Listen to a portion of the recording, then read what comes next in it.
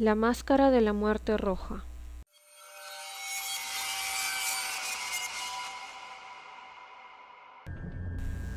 Hacía ya algún tiempo que la muerte roja asolaba el país. Nunca se tuvo noticias de ninguna epidemia tan mortal o espantosa. La sangre era su vicisitud, y su sello la rojez y el horror de la sangre.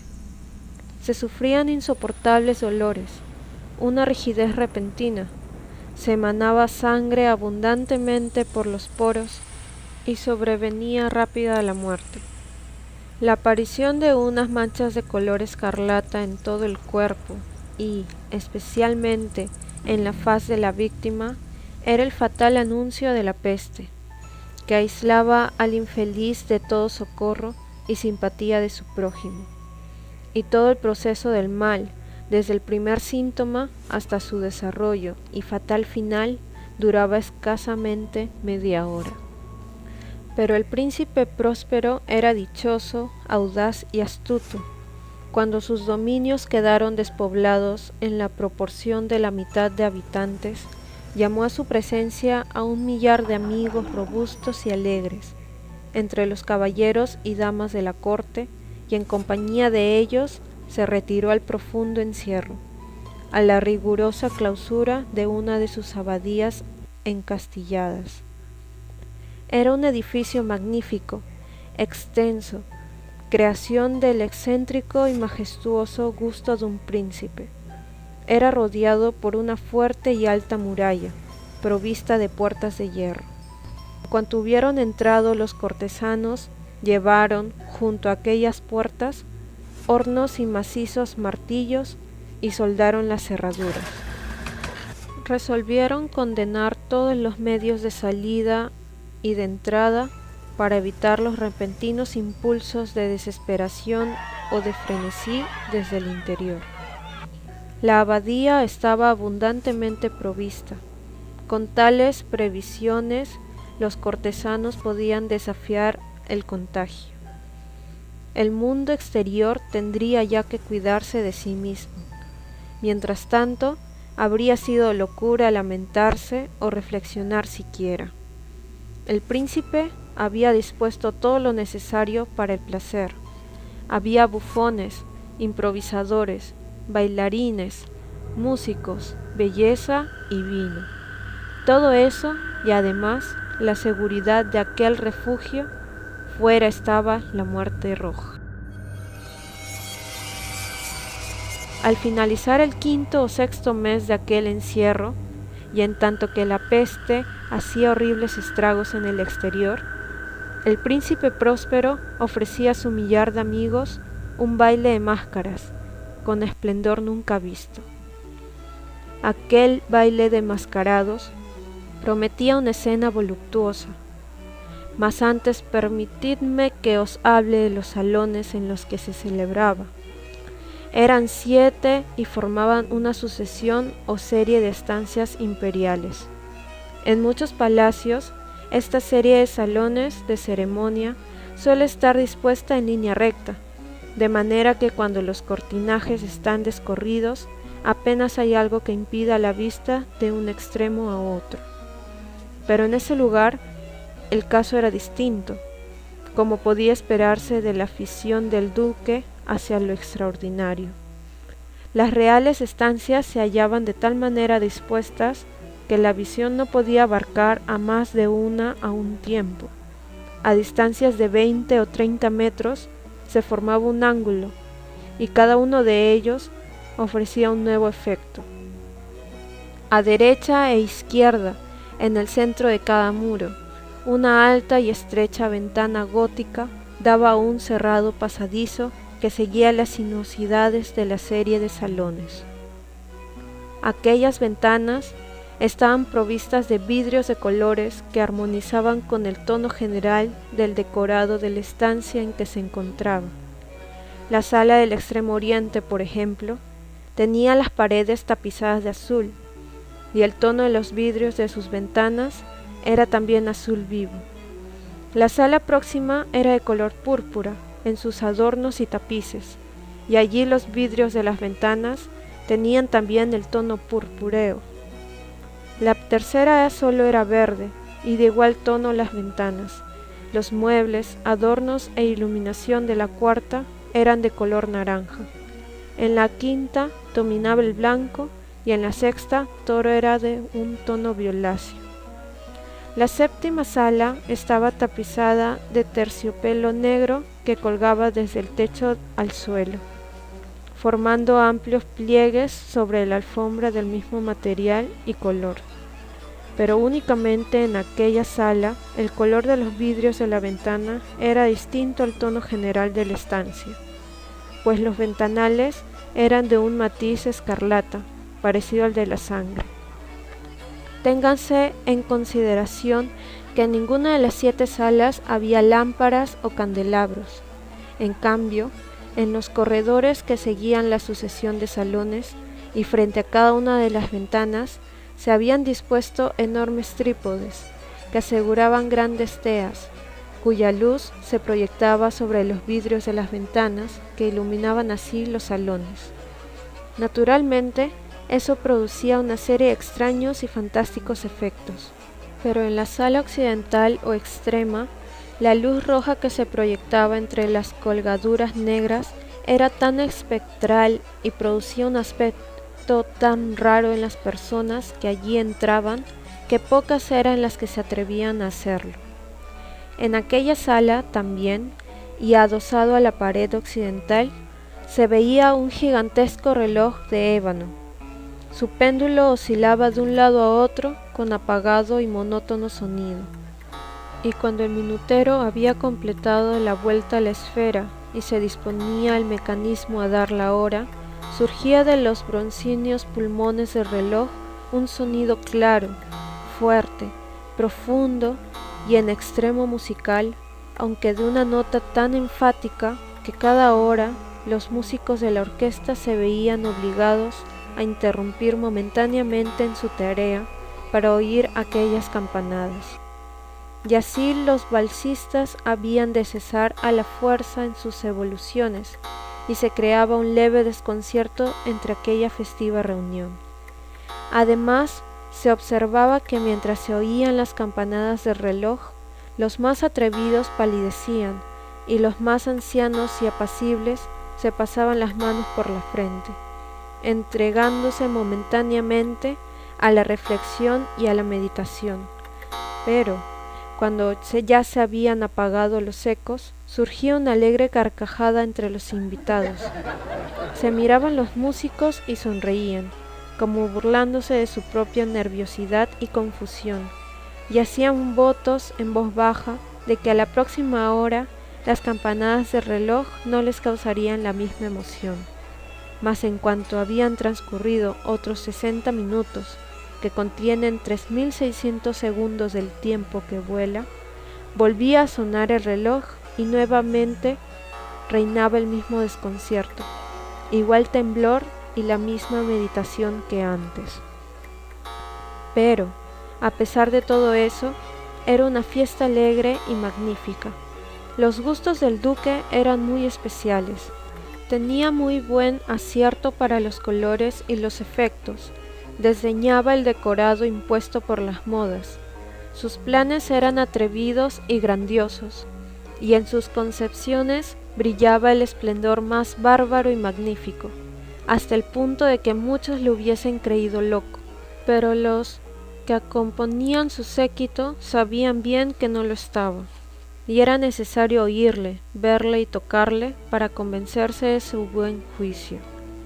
En gran parte habría dirigido la instalación de los adornos móviles de las 7 salas, con ocasión de aquella gran fiesta, y su propio gusto personal y director había dado carácter a las máscaras.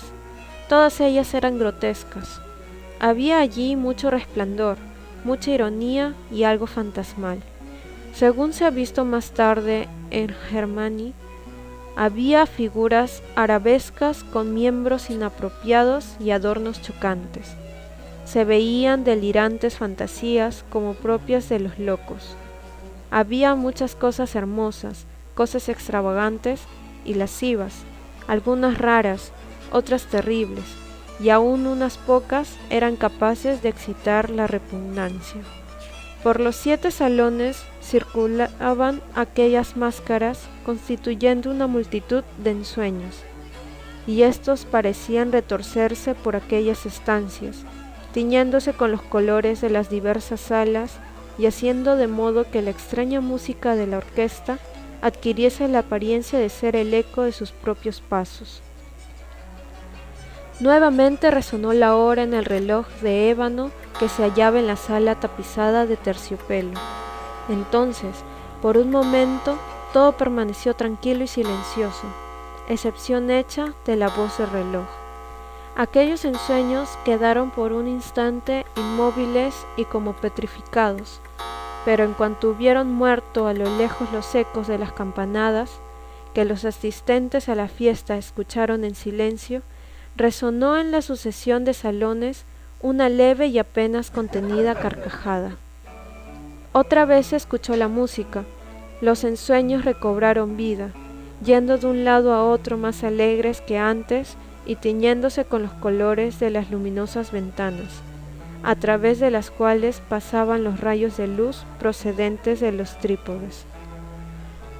Pero a la sala más occidental de las 7, ninguna de las máscaras osaba a entrar, pues la noche moría ya, y allí penetraba una luz más roja a través de los cristales de tono sangriento, y aquel cuyo pie se aventuraba sobre la negra alfombra oía, procedente del inmediato reloj de ébano, una campanada apagada más enfática y solemne que cualquiera de las que cegaban a los oídos de quienes se divertían en los placeres remotos de las restantes salas. Mas éstas se hallaban densamente ocupadas, y en ellas latía febrilmente el corazón de la vida.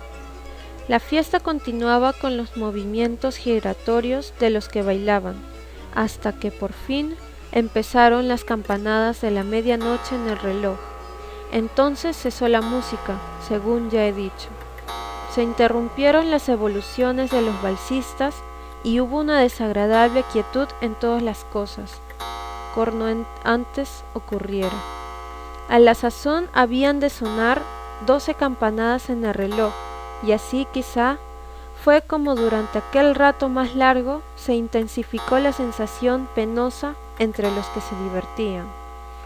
Y así también, tal vez antes de que se hundiesen definitivamente en el silencio los ecos de la última campanada, muchos de los individuos de la multitud tuvieron ocasión de advertir la presencia de una figura enmascarada que, hasta entonces, no había llamado la atención de nadie. Una vez que el rumor sobre aquella nueva presencia se hubo propagado entre murmullos, se originó entre la multitud un zumbido de voces quedas que expresaban su desaprobación, su sorpresa y finalmente su terror, horror y asco. En una reunión de fantasmas como la que he descrito, ya se puede imaginar que ninguna aparición ordinaria hubiese podido excitar semejante sensación. En realidad, la licencia de las máscaras en aquella noche era casi ilimitada, pero la figura en cuestión excedía todos los límites imaginables. En el corazón de los más temerarios existen algunas cuerdas que no se pueden hacer vibrar sin emoción. Incluso entre los corrompidos, para quienes la vida y la muerte son igualmente una broma, hay cosas acerca de las cuales no se puede bromear. Toda la reunión parecía sentir la impresión de que, tanto en el traje como en el porte del desconocido, no había la menor prueba de buen gusto ni de propiedad. La figura era alta y flaca, y, de pies a cabeza, iba envuelta en un sudario. La máscara que le cubría el rostro quería representar el aspecto de un cadáver, y era tan perfecta que ni siquiera el examen más minucioso hubiera sido capaz de descubrir el engaño. Sin embargo, aún eso habría podido ser tolerado, si no aprobado, por las alocadas máscaras que le rodeaban. Pero aquella figura había tenido el atrevimiento de asumir el tipo de la muerte roja. Su sudario aparecía manchado de sangre y su ancha frente y todas las facciones estaban salpicadas con el horror escarlata. Cuando los ojos del príncipe Próspero se fijaron en aquella imagen espectral que con lentos y solemnes movimientos, como para representar mejor su papel, iba de un lado a otro entre los balsistas, sufrió en el primer momento una convulsión y un temblor intenso, ya de temor o de asco, pero casi inmediatamente se congestionó su semblante de rabia. ¿Quién se atreve?, preguntó con voz ronca a los cortesanos que le rodeaban. ¿Quién se atreve a insultarnos con esta burla blasfema? Cogedle y arrancadle el antifaz, para que podamos saber a quién habremos de ahorcar en las murallas al salir el sol. Esto ocurría en la sala oriental, de color azul. Allí se encontraba el príncipe Próspero, al pronunciar estas palabras. Resonaron vigorosa y claramente en las 7 salas, pues el príncipe era hombre robusto y decidido, y por otra parte, la música calló, obedeciendo a un gesto de su mano. El príncipe se hallaba, pues, en el salón azul, y a su lado había un grupo de pálidos cortesanos. Al principio, cuando habló, se originó en aquel grupo un leve movimiento en dirección al intruso, que, a la sazón, estaba a corta distancia, pero luego, con paso majestuoso y audaz, se acercó al que acababa de hablar. Mas a causa de un miedo inexpresable que la máscara había inspirado a todos los presentes, ninguno se atrevió a extender la mano con el fin de apoderarse de él. Así pues, sin que nadie le molestase, pasó 1 metro de distancia de la persona del príncipe, y en tanto que la numerosa asamblea, con unánime impulso, abandonaba los centros de las salas, para guarecerse junto a las paredes, el fantasma continuó su marcha sin que nadie le impidiese el paso, avanzando con la misma solemnidad y mesura que, desde el primer instante, llamó la atención de todos, y así pasó del salón azul al purpúreo, de este al verde, y luego al anaranjado, al blanco y al violeta, antes de que alguien con decisión hiciese un movimiento para detenerle. Entonces fue cuando el príncipe Próspero, loco de rabia y de vergüenza, por su momentánea cobardía, atravesó presuroso los 6 salones sin que nadie le siguiese, a causa del terror mortal que se había apoderado de todos. Hacía en su mano derecha un puñal, y con rápido ímpetu se aproximó a aquella figura que retrocedía, pero ésta, después de llegar al extremo del salón aterciopelado, se volvió de pronto, para dar la faz a su perseguidor. Se oyó un grito agudo y el puñal cayó resplandeciente a la negra alfombra, sobre la cual un instante después se desplomó muerto el príncipe Próspero. Animados por el furor de la desesperación, muchos de los cortesanos se arrojaron al salón negro y al ver a la máscara cuya alta figura estaba erguida e inmóvil a la sombra del reloj de ébano, se quedaron atónitos y presa de horror indefinible, pues podían observar de cerca el aspecto de aquella máscara. Luego, al arrojarse sobre ella, con extraordinaria violencia, vieron que no contenía ninguna forma tangible, pues se reconoció la presencia de la muerte roja. Se había presentado como un ladrón en plena noche, y uno a uno cayeron los cortesanos al suelo de la habitación sangrientamente iluminada, y murieron en las desesperadas posturas de su caída. La vida del reloj de ébano se apagó al mismo tiempo que moría el último de los que componían la alegre reunión. Expiraron las llamas de los trípodes y la oscuridad, la descomposición y la muerte roja ejercieron su ilimitable dominio sobre aquella mansión.